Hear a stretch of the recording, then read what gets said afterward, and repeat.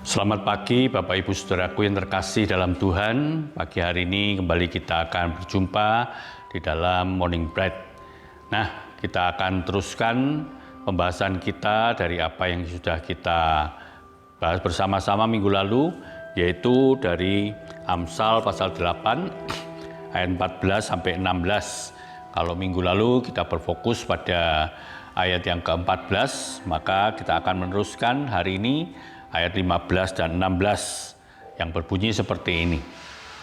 Karena aku, para raja memerintah dan para pembesar menetapkan keadilan. Karena aku, para pembesar berkuasa juga, para bangsawan dan semua hakim di bumi.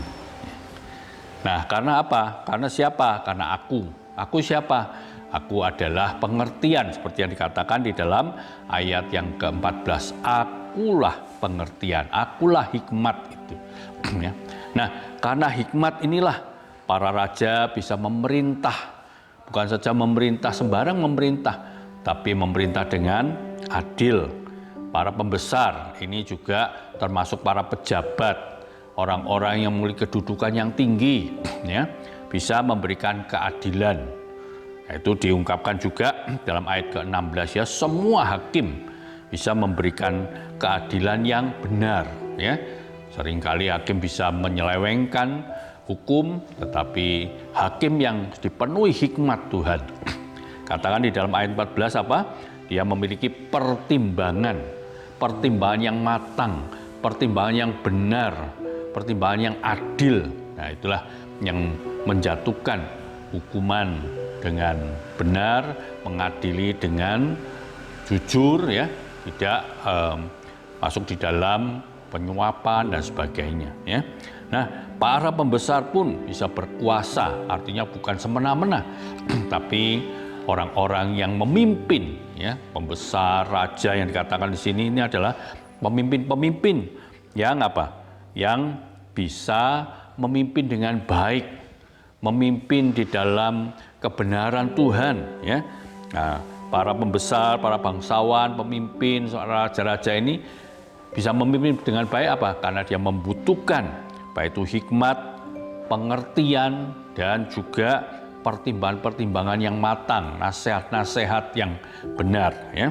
Nah, kalau seorang penguasa, apakah itu dia raja, apakah dia itu pemimpin, ya, kalau dia itu memiliki atau mentaati hikmat, maka dia akan melaksanakan tugasnya dengan adil, dengan jujur, dengan benar. Dan para pemimpin yang seperti ini, ya, orang pemimpin yang bijak ini, dia akan menjadi apa? Pemimpin yang dihormati, disegani, bahkan dicintai oleh rakyatnya, oleh orang yang dipimpinnya. Dia menjadi seorang pemimpin yang diidam-idamkan, seorang pemimpin yang dihormati, dikagumi.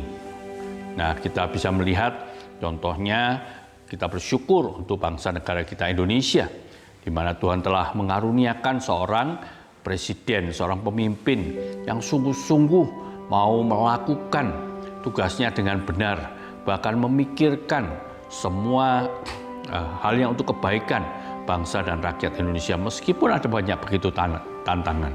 Ya, kita bersyukur Tuhan telah memberikan seorang presiden yang begitu baik kepada kita masa-masa ini.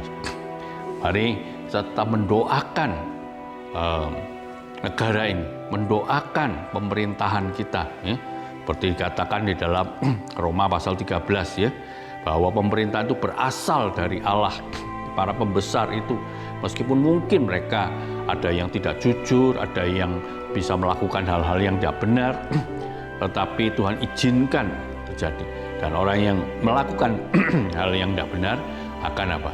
Akan dihukum, akan diadili dengan keadilan yang sebenar-benarnya, seperti dikatakan di dalam Amsal 8 ini, ya.